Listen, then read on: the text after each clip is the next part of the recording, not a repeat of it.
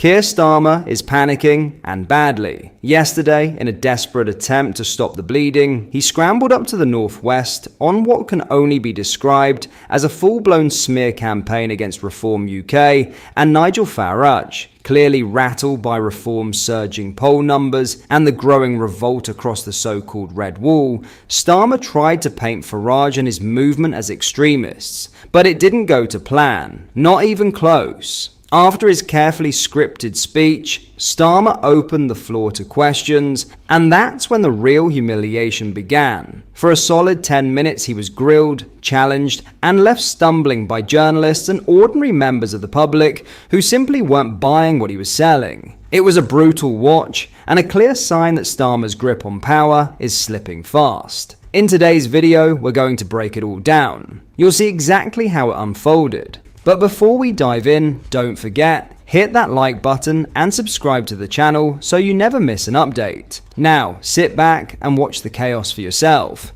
Thank you, Prime Minister. Thank you, Prime Minister. Harry Farley from BBC News. The speed of the decline in your popularity is historically unprecedented. Isn't this speech today an admission that you have failed and Nigel Farage understands voters better than you? And if I may, you've signalled a U-turn on winter fuel payments. Do you now want to remove the two-child benefit cap? It's really important for me to remind everybody of the absolute mess that we inherited in the economy, with £22 billion missing from the economy, in the health service, which was on its knees, our public services shot through. Our job was to pick that up and turn it around, and that involved tough decisions. But we did that because we knew that the foundation of economic stability is the single most important thing. I vowed that people would never be put through the Liz Truss experiment ever again. And the reason I'm speaking out today in relation to Nigel Farage is precisely because that's what the policies he outlined this week risk for our country. And we're here to make sure that working people are never put through that ever again. In relation to winter fuel, we do want to ensure that more pensions are eligible for winter fuel, and that's what we're working on. Let me just go back to my list. I've got Amanda from Sky. Amanda. Hello, Amanda Acast, Sky News. Reform UK say you're running scared of them, that you're sounding increasingly like them with some of the policies and announcements you've made recently. This is a speech that was very defensive, wasn't it? And also, if I may, one of their policies is now lifting the two-child benefit cap. The Education Secretary was on Sky News this week saying it's something you're considering. Is it something that you personally would like to do? Would you do it? And if so, why not do it now rather than waiting to the end of the year and lift 470,000 children out of poverty? Just a quick one before we get back into the video. We do have a quick and important message from today's video sponsor. Did you know that in today's world, online privacy is no longer guaranteed? In fact, it's becoming a luxury. Governments, corporations, even your own internet provider are all collecting your data, often without your knowledge. That's why we're proud to partner with CyberGhost VPN, one of the most trusted names in online security. CyberGhost has already over 38 million users and an excellent rate on Trustpilot. It's a service we've tried ourselves and fully trust. That's why we're sharing it with you today. So how does it work? CyberGhost encrypts your internet traffic and reroutes it through secure servers in over 100 countries. That means your browsing stays private even from your internet providers, your employer, or anyone else who thinks your data should be theirs. It also lets you access content that's restricted or blocked, from streaming platforms to news outlets, just by changing your virtual location with a click. You can also protect up to 7 devices at once: your laptop, your phone, even your smart TV. All of this is included in the exclusive deal they're offering right now. 84% off, plus 4 extra months free. There's even a 45-day money-back guarantee, so it's completely risk-free. We only recommend tools we actually believe in. And in a world where digital privacy is constantly under threat, CyberGhost VPN is a must. Don't forget to click on the description link to get the special discount CyberGhost VPN is granting to our channel users. Remember, this application will protect your data while you browse, and it gives you full access to all blocked content on the internet for $2.03 a month only. Totally risk-free, so check it out. Link in the description. Let me be really clear about the difference between this Labour government and Reform. because we know for a fact what happens when politicians say they're going to spend billions of pounds and it's unfunded. We tried that experiment with Liz Truss. That is precisely what she did. And it wasn't Liz Truss that paid the price. It was the millions of working people who paid the price for that experiment. That experiment through their prices going up, the cost of living went through the roof, mortgages went through the roof, and the whole country went through a crisis. And the whole world looked to see what on earth was happening to the United States. So we don't need, this is not theory. And what Nigel Farage is doing is Liz Truss 2.0. Same promises of billions and billions of pounds in unfunded cuts, with exactly the same results. And I feel very strongly it's my responsibility to protect working people from being put through that ever again. Thank you. Let me go to Chris Hope. Chris. Chris Hope, GB News. Prime Minister Nigel Farage has 5 MPs. You've got 403. Are you panicking because Reform is so far ahead in the polls, it seems? Is he living rent-free in your brain? You went to a state school. Your dad worked in a factory. Your mum worked in the NHS. So why has a public school-educated former city trader got more in common with the Red Wall than you have? Well, I've set out my divide. I think the single most important thing is to make sure we stabilise our economy and build on that strong foundation the future of our country. And that is what we're doing. And we're seeing the early signs of that. Growth is up, the highest in the G7 this year. Interest rates have come down 4 times. So we're beginning to show what happens when you stabilise the economy. And I want to protect working people from Nigel Farage, because I want to protect them from what he will do, which is exactly the same as Liz Truss, which will have a direct impact on their lives. And in relation to the second part of your question, I don't need lectures from Nigel Farage on what it means to be working people. I know what it means to work 10 hours a day in a factory 5 days a week. And I know that because that is what my dad did every single working day of his life. And that's what I grew up with. So I don't need lessons from Nigel Farage about the issues that matter most to working people in this country. Thank you, Chris.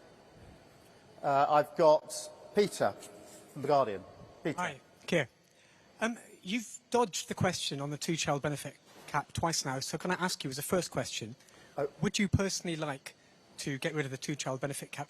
And on the wider issue of the opposition you're now facing, do you think one of the problems is that Nigel Farage can approximate talking like a human being, where you just resort to talking points and dodging questions? Well, look, I mean, on the question of the 2-child benefit, my apologies, I think I did the first half of the question, not the second. Let me deal with that directly. I'm determined we're going to drive down child poverty. One of the proudest things that the last Labour government did was to drive down child poverty, and that's why we've got a task force working on this. I think there are a number of components. There isn't a single bullet, but I'm absolutely determined that we will drive this down, and that's why we'll look at all options, all ways of driving down child poverty. I'm determined. I'm so proud the last Labour government did it, and I'm so pleased that we are taking up that challenge to do it with this Labour government, and that's what we will do. In relation to working people, what matters most, in my view, is who politicians have in their mind's eye when they make decisions.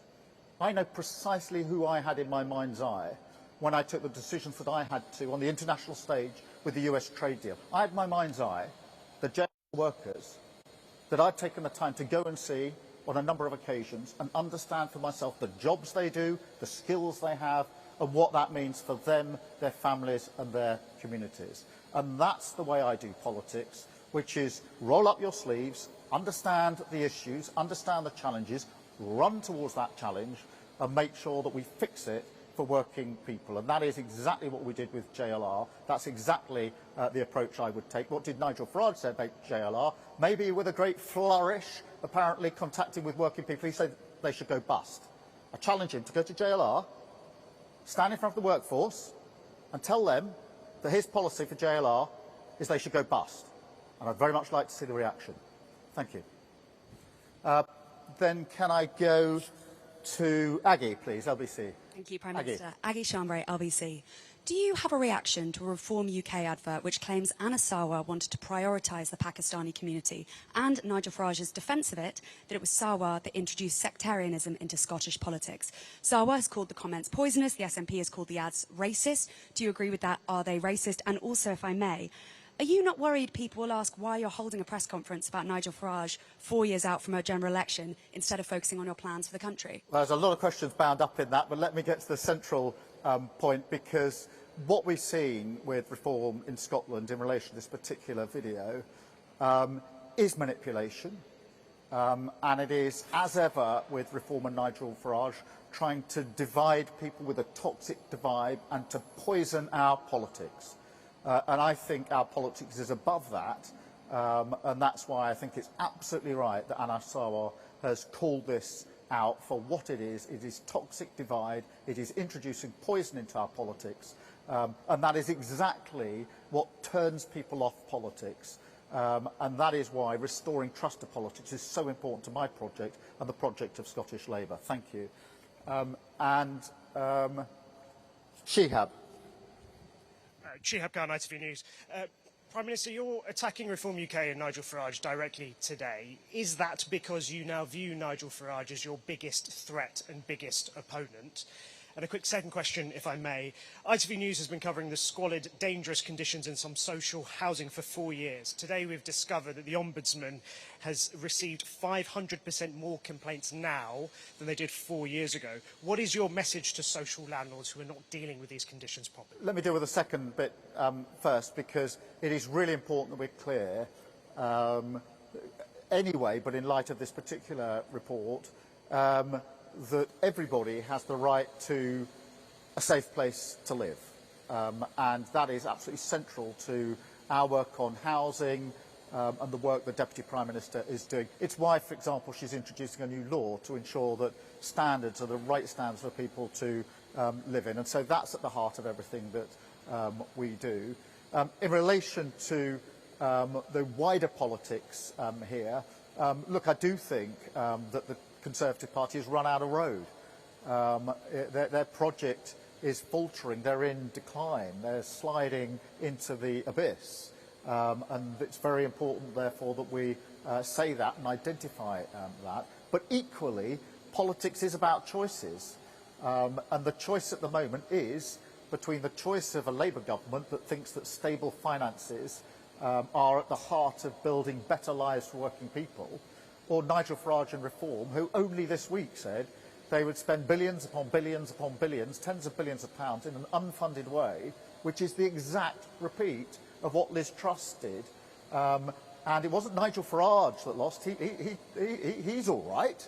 It's working people across the country that lost out, and I'm not prepared to allow that ever to happen in this country again. Thank you. And then Noah, I think, is the last question.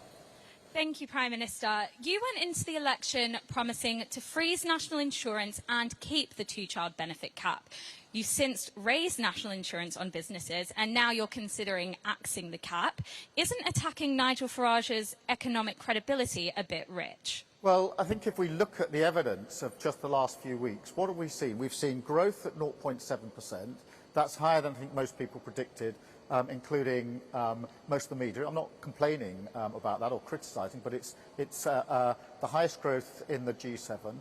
Interest rates have come down 4 times. That is a sign of confidence in the steps that we're taking. We've done 3 trade deals with countries around the world. That signals that other countries want to work with this country because they've made trade deals. That India deal, previous Prime Minister's been talking for 8 years, I think, about that trade deal. We managed to bring it in, and it's going to make a difference to people working here. The US deal as well, that was talked about for a very long time. We brought it in. And the EU deal, which is going to have a direct impact on prices in supermarkets. So all the evidence is that if you stabilise the economy, then others have confidence. We've had the record investment into this country, and the result of that is that we can deal with the cost of living crisis, and people have more money in their pockets, they feel better off. And that, for me, is at the heart of everything I stand for politically.